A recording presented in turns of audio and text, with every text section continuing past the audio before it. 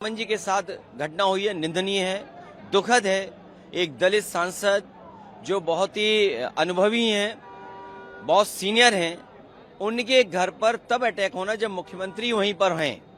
इसका मतलब मुख्यमंत्री जी की सहमति से हुआ है। बिना उनकी सहमति के, बिना उनकी जानकारी के ये कैसे संभव है कि उसी जिले में वो हैं और सांसद पे के घर पर अटैक हो गया हो।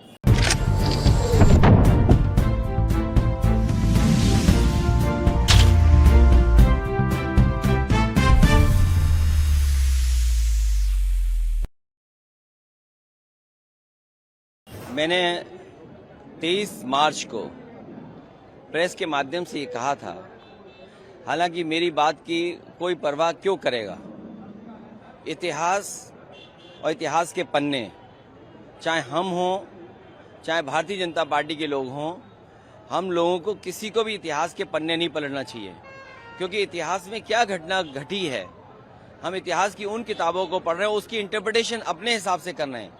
भारतीय जनता पार्टी ने जब भी इतिहास के पन्ने पलटे हैं तो वो पन्ने पलटे जिससे उन्हें पॉलिटिकल लाभ क्या हो सकता है और राजनीतिक लाभ के साथ साथ नफरत किससे फैल सकती है, कौन राजा था, कौन महाराजा था, किसने क्या किया, वो इतिहास की बात है। आज हम आगे बढ़ने की बात करें। और जो रामजिया सुमन जी के साथ घटना हुई है, निंदनीय है, दुखद है। एक दलित सांसद जो बहुत ही अनुभवी हैं, बहुत सीनियर हैं, उनके घर पर तब अटैक होना जब मुख्यमंत्री वहीं पर हैं। इसका मतलब मुख्यमंत्री जी की सहमति से हुआ है। ये जो जीरो टॉलरेंस की बात करने वालों का जीरो टॉलरेंस ही जीरो हो गया है। बिना उनकी सहमति के, बिना उनकी जानकारी के ये कैसे संभव है कि उसी जिले में वो हैं और सांसद पे के घर पर अटैक हो गया हो। लेकिन मुख्यमंत्री ने अभी पॉडकास्ट में में बात करी, उन्होंने कहा उत्तर प्रदेश सबसे सुरक्षित और खास करके मुसलमानों के लिए सबसे सुरक्षित है। अगर उन्होंने ये भी कहा कि जहाँ पे 100 मुसलमान हैं वहाँ 50 हिंदू सुरक्षित नहीं, लेकिन 100 हिंदू हैं तो वहाँ मुसलमान सुरक्षित है। लखनऊ जैसी राजधानी में एक महिला जो अयोध्या से चल करके बनारस में नौकरी के लिए, इंटरव्यू के लिए गई और वापस अपने भाई के घर आई, उस महिला के साथ बलात्कार हुआ, उसका सामान लूट लिया गया, उसकी हत्या कर दी गई। सरकार ये दावा करती थी कि महिलाओं के प्रति कोई भी घटना नहीं होगी। उसके बाद सरकार को मजबूरी में अपना परसेप्शन, अपनी छवि सुधारने के लिए इनकाउंटर करना पड़ा। लेकिन इनकाउंटर से क्या असर पड़ा? दूसरी महिला फिर हत्या कर दी गई। इसी तरह बलिया में एक लड़की लटका दी गई, मार करके, हाथ बांध करके। इलाहाबाद में एक बेटी के साथ बलात्कार और घटना हुई।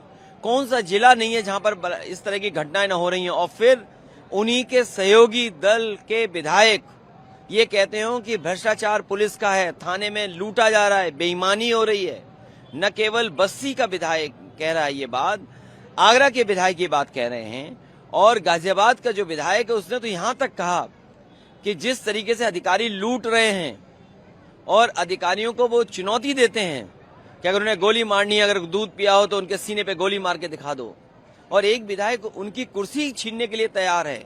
तो ये जो सब कुछ हो रहा है, उस सब को छिपाने के लिए मुख्यमंत्री जी इसी तरह की भाषा बोलेंगे, इससे भी ज्यादा कड़वी भाषा बोलेंगे, इससे भी खराब भाषा इसलिए बोलेंगे क्योंकि वो विदाई का समय आ गया है। इतने वर्षों में उन्होंने कुछ काम नहीं किया, 8 साल की कोई उपलब्धि बड़ी नहीं है, बेरोजगारी बढ़ गई, महंगाई बढ़ गई, भ्रष्टाचार बढ़ गया। इन्हें अपने खास अधिकारी को उसके खिलाफ कार्रवाई करनी पड़ी। और सोचिए कब कार्रवाई कर रहे हैं?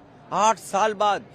ये केवल एक अधिकारी नहीं है, ऐसे तमाम वो अधिकारी हैं जिन्होंने उत्तर प्रदेश को लूटा, क्योंकि भारतीय जनता पार्टी ने जनता को गुमराह किया, जनता को धोखा देकर सरकार बना ली।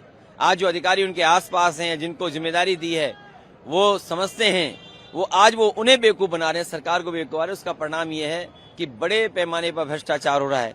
इन्हीं की सरकार में एक अधिकारी पे आरोप लगा था कि जो उत्तराखंड में पैसा निकला है कई 50 करोड़ से ज्यादा, वो भी इन्हीं का कोई अधिकारी खासम खास था। ये तो खबरें चल रही हैं जो अखबारों में, क्या ये सब मुख्यमंत्री को नहीं दिखाई दे रहा है? और फिर जिस जिले से वो आते हैं, सूदखोर हत्या कर रहे हैं, बेटियां सुरक्षित हैं गोरखपुर में, और उन्हीं के गोरखपुर में गोरखपुर लिंक जो भ्रष्टाचार की बड़ी बड़ी बातें करते हैं। कोई कल्पना कर सकता है कि गोरखपुर लिंक 7000 करोड़ का बनेगा? जो 2022 में शुरू होना था आज 2025 हो गई, तब भी नहीं शुरू हो पाया। जिस बुंदेलखंड एक्सप्रेस वे को प्रधानमंत्री से उद्घाटन कराया गया, वो एक्सप्रेसवे बनने के बाद से आज तक मेंटेन हो रहा है, मेंटेनेंस चल रहा है। तो ये जो भ्रष्टाचार का खुलासा नहीं हो रहा तो और क्या हो रहा है?